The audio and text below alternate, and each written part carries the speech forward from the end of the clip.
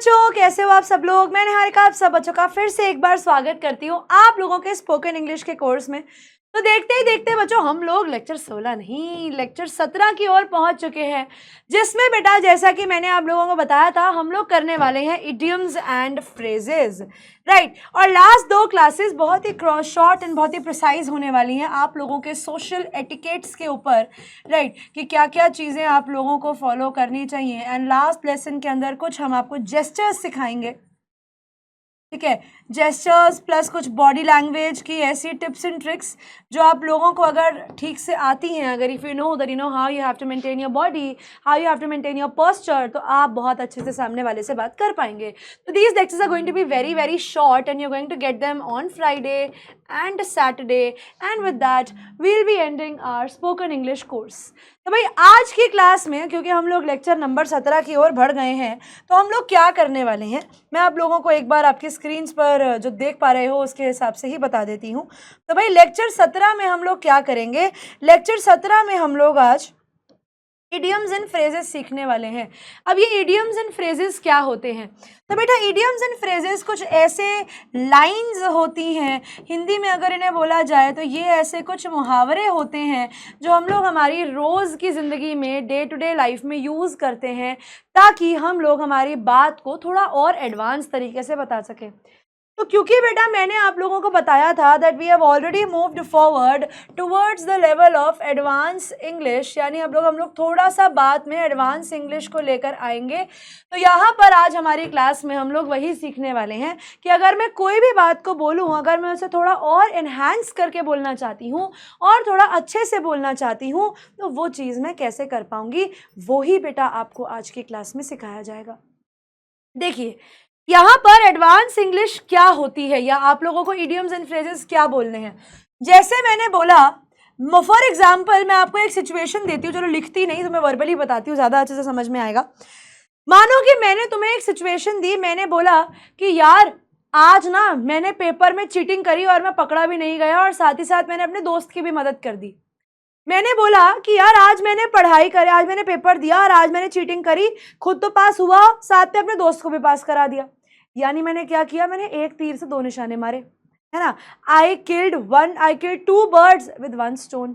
यानी मैंने क्या किया, उस हिंदी में जो मेरी सिचुएशन है, यानी सिचुएशन बेस्ड हमने क्या किया, सिचुएशन के आधार के ऊपर हम लोगों ने कुछ मुहावरे अपने लिए चुन लिए, ठीक है। हम लोगों ने कुछ मुहावरे, हम लोगों ने कुछ कहावतें चुन ली हमारे कहने के ऊपर, हमारे सिचुएशन के अनुसार, हमारे हालात अनुसार, और फिर उसको हम लोगों ने हिंदी में बोला। हिंदी में क्या बोला, यार हमने एक तीर से दो निशाने मार दिए, है ना। यानी इंग्लिश में से क्या बोलेंगे, to kill two birds with one stone. हमने क्या किया, हमने वही एक तीर से दो निशाने, यानी हमने दो पंछियों को एक ही तीर से जो है टपका दिया या मार दिया। तो बात तो बेटा दोनों में सेम होती है, यहाँ से बाल पीछे करके यहाँ से आगे कर लेते हैं। बात तो बेटा दोनों में देखो सेम होती है, इंग्लिश या हिंदी में, बट किसी भी सिचुएशन को मुहावरे के थ्रू बोलने से क्या होता है, आप लोगों की जो इंग्लिश लगती है ना वो थोड़ी सी सोफेस्टिकेटेड लगती है। सोफेस्टिकेटेड होने का मतलब क्या है, वो इंग्लिश थोड़ी ऐसी लगती है कि हाँ भाई कोई समझदार बंदा जो है उसे आता है, उसे पता है कि कौन सी सिचुएशन में क्या मुहावरा फिट बैठेगा और उसने उस मुहावरे को वहाँ पर यूज़ किया। तो आज की क्लास में बेटा हमारे डे टू डे ज़िंदगी में यूज़ किए जाने वाले कुछ मुहावरों के बारे में मैं आप लोगों को बताने वाली हूँ जो हम लोग डे टू डे ज़िंदगी में यूज़ करते हैं। जैसे यहाँ पर सबसे पहला एग्जाम्पल देखो बेटा दिया गया है, bull in a china shop. यहाँ पर सबसे पहला इडियम जो आपको दिया गया है वो दिया गया है bull in a china shop. देखो bull in a china shop, अब चाइना की दुकान के अंदर एक बुल, तो यहाँ पर अब मुझे लग रहा है when someone is very careless in the way that they move और एक्ट, यानी एक बुल कैसा होता है, एक सांड कैसा होता है, सांड जो है वो ऐसे ऐसे आता है और घुस जाता है दुकान के अंदर, यानी वहां पर आकर वो क्या करेगा, वहां पर आकर वो बड़ी सारी परेशानियां क्रिएट करेगा। तो जब कोई इंसान ऐसे बिहेव करता है, बहुत ही केयरलेस बिहेव करता है, जब वो बोलता है एक्ट करता है तो बड़ा केयरलेस बिहेव करता है, कभी क्लमजी हो जाता है, मतलब ठीक तरीके से सामान को संभाल भी नहीं सकता और बड़ा केयरलेस इंसान होता है, तब हम कहते हैं कि यार ये तो bull in a china shop जैसा है, ये मतलब बेमजा जगह पे घुस गया है जहां पर ऐसा कोई काम नहीं है और इसे कुछ आता भी नहीं है। He went into the class like a bull in a china shop and started yelling. जैसे उसने बोला कि वो क्लास में गया कैसे, एक बुल जैसे इन चाइना शॉप, और वहां पर जाकर उसने चिल्लाना शुरू कर दिया। तो एक इंसान जहां पर उसकी जगह भी नहीं है, ठीक है, वहां होना जहां पर आपकी जगह नहीं है, that is called to be bull in a china shop, है ना। एक ऐसी जगह पर होना जहां पर आपको नहीं बुलाया गया, बिन बुलाया मेहमान, bull in a china shop, ठीक है, दैट इज द प्लेस जहां पर आप इसे यूज कर सकते हो। वेन पिग्स फ्लाई, जब सुअर उड़ने लगेंगे, यानी बेटा ये जब सुअर उड़ने लगेंगे ये तो तब होगा जब एक बहुत ही अनरियलिस्टिक सिचुएशन होगी। ये रियलिटी के अंदर तो देखो हो नहीं सकता कि पिग्स जो हैं वो उड़ने लगेंगे। तो जब सुअर उड़ने लगेंगे तो दुनिया बदल जाएगी, है ना। तो अब यहाँ पर व्हेन पिग्स फ्लाई का मतलब है कि आप किसी अनरियलिस्टिक सिचुएशन के बारे में बात कर रहे हो, आप किसी ऐसी सिचुएशन के बारे में बात कर रहे हो जो सच तो नहीं हो सकती। When there is no chance of something happening, जब कोई चीज होने के आसार नहीं है। I will win the lottery when pigs fly, तो मैंने बोला कि भाई मैं लॉटरी उस दिन जीत जाऊंगा जिस दिन पिग्स जो है वो उड़ना शुरू कर देंगे। जैसे हम लोग हिंदी में क्या बोलते हैं, जैसे हम लोग हिंदी में बोलते हैं जिस दिन गंगा उल्टी बहनी शुरू कर देगी ना उस दिन से मेरी जिंदगी सुधर जाएगी। तो हमें भी पता है कि गंगा जी कभी उल्टी नहीं बहेंगी। वैसे यहाँ पर इंग्लिश में उसे बोला जाता है when pigs fly, when we know that something can not happen, हमें पता है कि वो अनरियलिस्टिक है। अब जैसे मैंने बोला I will top in my class when the pigs will fly, मैं क्लास में तब टॉप करूंगा जब पिग्स उड़ने लगेंगे। तो which means I am trying to show कि उसकी पॉसिबिलिटी नहीं है। अब जैसे मैं आप लोगों को तारक मेहता का उल्टा चश्मा एक शो है, अगर उसका एग्जाम्पल दूं तो उस शो में पोपटलाल की शादी नहीं हो रही। अगर मैं ऐसा कुछ एग्जाम्पल बना दूं कि पोपटलाल की शादी तब होगी जब when pigs will fly, like Popatlal will get married when the pigs will fly, तो this shows that something that is not likely to happen, कोई ऐसी चीज जो होने के आसार नहीं है। इन द सेम बोट, तुम और हम और तुम एक ही कश्ती में सवार हैं। जो सेम डिफिकल्ट सिचुएशन तुम फेस कर रहे हो वो डिफिकल्ट सिचुएशन हम भी फेस कर रहे हैं। आई हैव गॉट अ डिटेंशन, यानी आप कह सकते हो स्कूल से निकाला जाना, स्कूल से निकाला जाना, लेकिन ये परमानेंटली नहीं होता, निकाला नहीं जाना, स्कूल में लेट रोकना, इसे ऐसे मान लो, स्कूल में लेट रोकना। आप लोगों ने डोरेमोन देखा होगा, डोरेमोन के अंदर नोबिता को स्कूल में लेट रोक लिया करते थे, उसे डिटेंशन मिल जाती थी।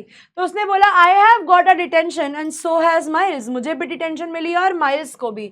तो we are in the same boat, यानी जो हाल तेरा वहाँ हो रहा है वही हाल मेरा यहाँ हो रहा है। तो हम लोग इन द सेम बोट है, हम सारे के सारे एक ही कश्ती के सवार हैं।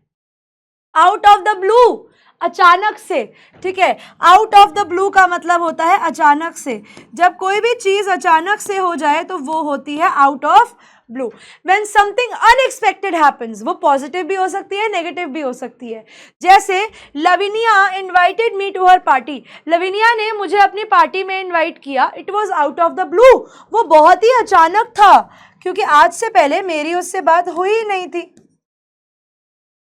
Because I thought she didn't like me, Lavinia ने मुझे पार्टी में बुलाया, यार मेरे लिए तो it was out of blue, मेरे लिए तो बहुत अचानक से ऐसा हुआ, मुझे तो लगता ही नहीं था कि वो मुझे पसंद करती है, तो मुझे यही था कि मुझे क्यों ही बुलाएगी, मुझे पसंद तो करती नहीं है।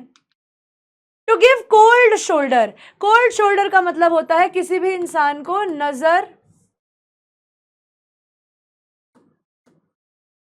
नजरअंदाज करना, किसी भी इंसान को इग्नोर करना। टू इग्नोर समवन इंटेंशनली, जान के, ठीक है, जानकर, ये काम आप जानकर कर रहे हो। जैसे हमारे दोस्त कभी कभी हमें कोल्ड शोल्डर देते हैं तो कभी कभी वो हमें जानकर इग्नोर कर रहे होते हैं। आई थॉट दे लाइक्ड मी, मुझे लगा कि वो लोग मुझे पसंद करते हैं, but they gave me a cold shoulder, लेकिन उन्होंने मुझे जानकर इग्नोर किया। तो जब आप किसी को भी जानकर इग्नोर करते हो बेटा, तब आप कहते हो कि वहां पर to give a cold shoulder, सामने वाले ने मेरे को जान के इग्नोर किया, the person gave me a cold shoulder. Nights owl, उल्लू है, हम बोलते हैं ना उल्लू होना, अब यहाँ पर उल्लू होने का क्या मतलब है कि पूरी रात जागना, है ना। उल्लू होना यानी पूरी रात जागना। To describe a person who prefers to be active at night, एक ऐसे इंसान के लिए ये वर्ड यूज किया जाता है जो पूरी रात जागता है। I hate waking up in the morning, मुझे सुबह उठना बड़ा ही बुरा लगता है भैया। I am a night owl, भैया मैं तो एक उल्लू जैसा हूँ, दिन में सोता हूँ और रात को जागता हूँ, है ना। तो नाइट्स आउल। अब देखो ये कुछ ऐसे what are these called idioms and phrases हैं जो हम लोग रोजमर्रा की जिंदगी में यूज कर सकते हैं। टू हैव या गेट कोल्ड फीट, ये कोल्ड फीट क्या होता है? कोल्ड फीट होता है डर जाना, ठीक है, डर जाना। जब आप किसी भी हालात को फेस नहीं कर पाते, ठीक है, हालात को फेस नहीं कर पाते, ठीक है। जैसे कई लोग अपनी शादी में उन्हें कोल्ड फीट हो जाता है, उनकी शादी हो रही होती है लेकिन उन्हें विश्वास नहीं हो रहा होता है, वो डर जाते हैं, ठीक है। किसी भी चीज को करने के लिए डर जाना जो आपने ऑलरेडी प्लान करी हुई थी। जैसे कि मान लो कि मुझे बंजी जंपिंग करनी है, मैं बड़ी एक्साइटेड हूँ बंजी जंपिंग करने के लिए, ठीक है। मैं बड़ी ऊंची पहाड़ी से कूदने वाली हूँ नीचे। मान लो मैं पैराशूट से मैं एक प्लेन से कूदने वाली हूँ, मेरे को पैराशूट से मुझे लैंड करना है। लेकिन जब मैं प्लेन पर गई और प्लेन पे जाने के बाद मुझे लगा डर, और मुझे लगा कि यार ये तो मेरे बिल्कुल बस की नहीं है, मैं तो ये चीज़ कर ही नहीं सकती, विच means I am having a cold feet. कोई चीज़ जो मैंने करने को प्लान कर ली थी लेकिन उसके बाद भी मैं उसको नहीं कर पा रही, तो I am having a cold feet. I wanted to sky dive, वही वाला एग्जाम्पल आ गया ना कि मैं स्काई डाइविंग करना चाहता था लेकिन I got a cold feet. कोई चीज़ जो मैंने प्लान कर ली थी लेकिन एंड मोमेंट पर मेरे को डर लग रहा है कि नहीं हो पाएगा। टू पुल समवन्स लेग, किसी की टांग खींचना। अब टांग खींचने का मतलब एक्चुअली किसी की टांग को खींचना नहीं है, यहाँ पर आप लोगों को भी पता है कि टांग खींचने का मतलब होता है किसी भी इंसान का मजाक बनाना। To persuade someone into thinking that something is true although वो नहीं है, जनरली एक जोक होता है किसी को भी मजाक बनाना। He told me he was related to prime minister, उसने मुझे बोला कि अरे तुझे पता है मैं प्राइम मिनिस्टर से जुड़ा हुआ हूँ, मेरी बात होती है उनसे। ऑल्दो मुझे भी पता है कि वो जोक कर रहा है लेकिन मुझे लग रहा है कि कहीं सीरियसली तो नहीं बोल रहा, मतलब वो मेरी टांग खिंचाई कर रहा है, यानी सामने वाले का मजाक बनाना, ठीक है। किसी का भी मजाक जब आप बनाते हो तब आप उसकी टांग खिंचाई करते हो, यानी you try to pull someone's leg, मजाक करना। Alright, raining cats and dogs, ये तो बहुत ज्यादा कॉमन है बेटा। इसका मतलब होता है मूसलाधार बारिश, ठीक है। इसका मतलब क्या होता है? इसका मतलब होता है मूसलाधार बारिश। कोई बहुत तेज बारिश को दिखाने के लिए, जैसे कहती हूँ पीपल से it's raining cats and dogs in Britain but it's not true. लोग कह रहे हैं कि मूसलाधार बारिश हो रही है ब्रिटेन में, लेकिन ये बात सच नहीं है। पीस ऑफ केक, ये काम तो भैया पीस ऑफ केक है, यानी ये काम तो बहुत आसान है। ये काम कैसा है? ये काम बहुत आसान है। किसी भी काम को डिस्क्राइब करना जो करने में बहुत आसान हो उसे बोला जाता है piece of cake. The maths test was a piece of cake. अरे भाई इतना आसान टेस्ट था, मुझसे पूछो मैंने कैसे किया, बस खत्म कर दिया, मजा आ गया, टेस्ट खत्म। क्रोकोडाइल टीयर्स, इसे बोला जाता है बेटा मगरमच्छ के आंसू। मगरमच्छ के आंसू या घड़ियाली आंसू, मगरमच्छ के आंसू। नकली रोना, यानी जब आप रो रहे हो, आप दुख दिखा रहे हो कि हाय मुझे तो बड़ा दुख हो रहा है, मेरे को तो बहुत दुख हो रहा है, कितना बुरा लग रहा है, लेकिन असली में बुरा लग नहीं रहा होता है तुम्हें, नौटंकी हो रही होती है वो, ठीक है। टू डिस्क्राइब फेक टीयर्स, नकली आंसू दिखाने के लिए जब आप रोना चाहते नहीं हो लेकिन नौटंकी करके दिखाना पड़ेगा।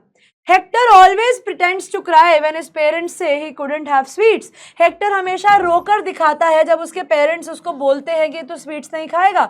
मुझे उसके क्रोकोडाइल टीयर्स अच्छे नहीं लगते, मुझे उसके मोटे मोटे मगरमच्छ वाले आंसू अच्छे नहीं लगते, क्योंकि मगरमच्छ भी क्या करता है, जब मगरमच्छ शिकार कर रहा होता है ना तो वो रोने लग जाता है कि अरे मुझे शिकार करना पड़ रहा है, और दबोच के बंदा खा जाएगा वो 2 सेकंड से पहले। तो मगरमच्छ के जो आंसू होते हैं वो नकली आंसू होते हैं, वो रो नहीं रहा होता, वो बस अपना मन बहला रहा होता है ना। तो मगरमच्छ के आंसू क्रोकोडाइल टीयर्स यानी नकली आंसू।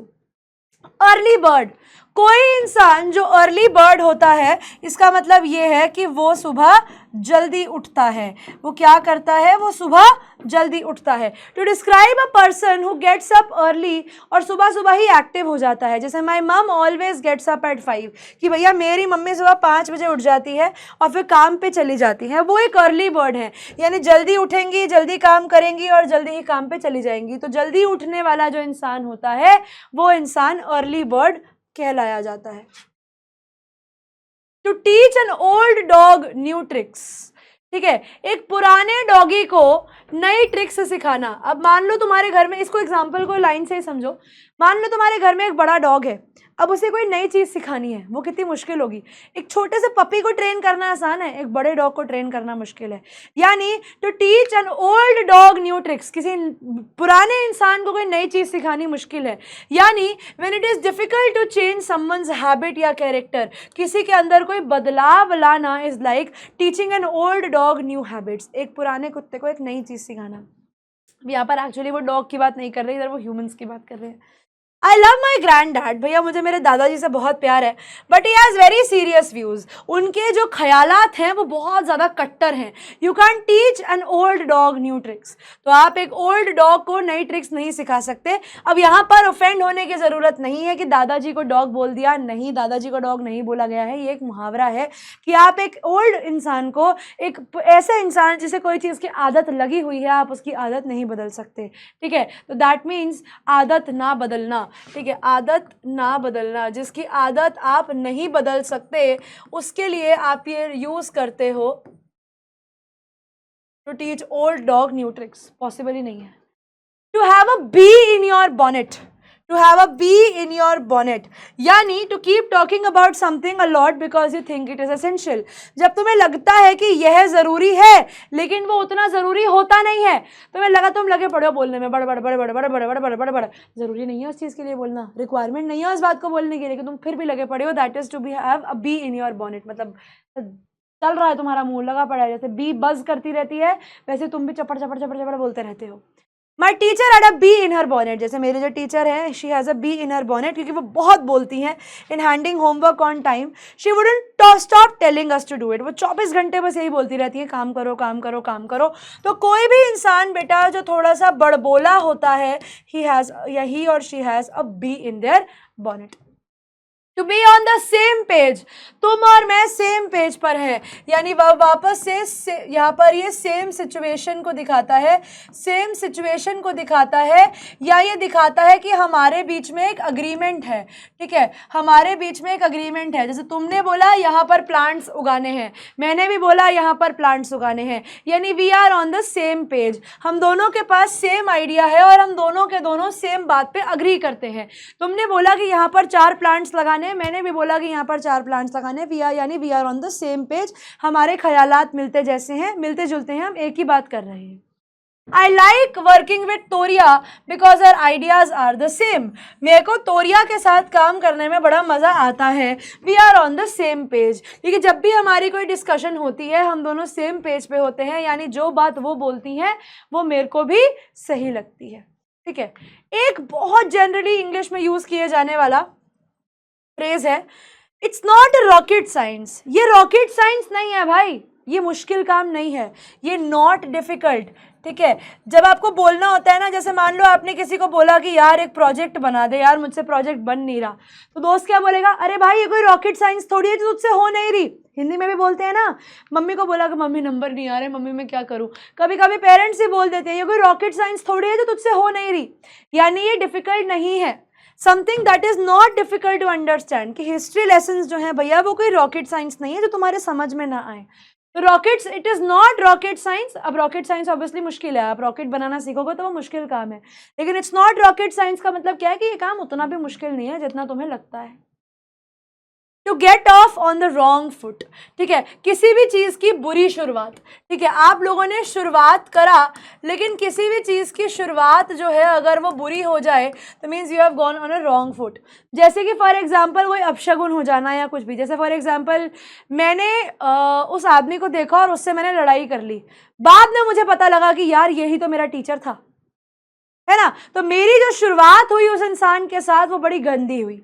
सैडी and I didn't use to like each other. Sadie और मैं एक दूसरे को पसंद नहीं करते थे। It's because we got off on the wrong foot, क्योंकि हमारी जो बात की शुरुआत हुई वो शायद सही नहीं थी, बट अब हम दोस्त हैं। जब इनिशियली, जैसे मैंने बोला, मुझे वो कोई इंसान ऐसा कूड़ा डालते हुए दिखा, मैंने जाकर उसे 4 बातें सुना दी। बाद में मुझे पता लगा कि वही आदमी मेरे घर आने वाला था मेरे घर के रिपेयरिंग का काम करने के लिए। तो यानी जब मेरी उससे बात हुई तो I was on the wrong foot with that person. यानी जो शुरुआत ही गलत हो जाए, शुरुआत ही बुरी हो जाए, that is to be on the wrong foot.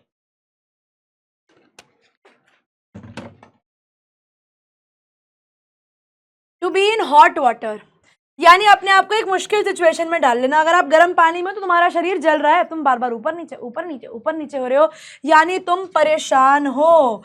ठीक है, यानी तुम परेशान हो। तो परेशान होना मतलब to be in hot water. I am in hot water with my family. मैं अपनी फैमिली के साथ बड़ी परेशानी में हूँ, क्योंकि भैया मैंने अपना कमरा साफ नहीं किया। Now these are the 2 last idioms and phrases. To stir up a hornet's nest, to cause controversy. आप एक हॉर्नेट बेसिकली एक बर्ड होती है, आपने क्या करा, आपने स्टर कर दिया, आपने उसे छेड़ दिया, आपने उसका जो नेस्ट है उसे छेड़ दिया। यानी सही पड़ी हुई चीज है ना।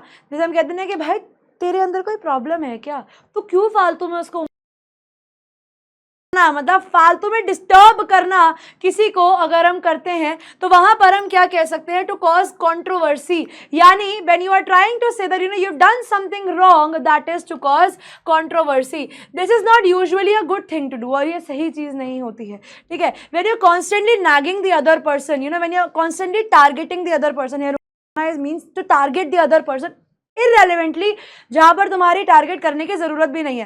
फॉर एग्जाम्पल, क्लास के 2 बच्चों में लड़ाई चल रही है, भैया मेरा मन कर रहा है कि मैं भी जाके बीच में बोलूं, मैं गई और मैंने बीच में इंटरवीन किया, यानी I myself had gone there and मैंने उस चीज के अंदर बोला, तो that means I have stir up a hornet's feet, hornet's nest, यानी मैं जबरदस्ती गया और मैंने कॉन्ट्रोवर्सी क्रिएट करी। Ronald always like to stir up a hornet's nest. Ronald जो है वो हमेशा ऐसे सामने वाले के फटे में टांग अड़ाता है। ही ऑलवेज सेज समथिंग कॉन्ट्रोवर्शियल, वो हमेशा कुछ उल्टा बोल देता है, ऑल्दो उसे वो चीज लगती नहीं कि वो सही है, लेकिन फिर भी। A different kettle of fish, यानी to be completely different from someone. आपके ख्याल जब सामने वाले से बिल्कुल नहीं मिलते, जो सामने वाले ने कुछ बोला लेकिन आप उस बात से अग्री नहीं करते, भैया मैं आपकी बात से सहमत नहीं हूं, यानी I have a different kettle of fish, भैया मेरे ख्यालात अलग हैं। Reading a story and writing one is a different kettle of fish, मतलब लिखना स्टोरी को और पढ़ना स्टोरी को, ये दोनों अलग अलग बातें हैं। They are both different kettles of fishes, right, या ऑफ फिश। और यहाँ पर आकर बेटा आप लोगों की ये क्लास जो है ये खत्म हो जाती है। तो मेरी तरफ से आप लोगों को यही रहेगा, रिवाइज ऑल इडियम्स, इन सबको रिवाइज कीजिए और इनको अपनी डे टू डे भाषा में यूज़ करने की प्रैक्टिस कीजिए। ठीक है, प्रैक्टिस देम डेली, इनको यूज़ कीजिए सेंटेंसेस के अंदर। ठीक है, कहीं ना कहीं पे सिचुएशन में लाइए इनको। और इसी के साथ बेटा आप लोगों की फाइनल क्लास ऑफ इंग्लिश, जहाँ पर हम लोगों ने कुछ चीज़ों के बारे में सीखना था, now comes to an end. The last 2 classes are going to be of PDC, that is personality development classes, where in the first class I'll be teaching you about social etiquettes, जब आप publicly कैसे रहते हो, publicly कैसे बात करते हो। और दूसरी यानी आखिरी क्लास के अंदर एक बॉडी लैंग्वेज क्लास होगा, जिसमें आपको सिखाया जाएगा कि जब आप बात करोगे तो किस तरीके से करोगे, and how your body language has to be, how you have to present yourself in the front of other person, right. तो इसी के साथ बच्चे ये क्लास यहीं पर खत्म होती है और मैं Niharika will be taking a good bye from you and meeting you in the next class. तब तक के लिए बच्चों पढ़ते रहिए, आगे बढ़ते रहिए। Good bye everyone.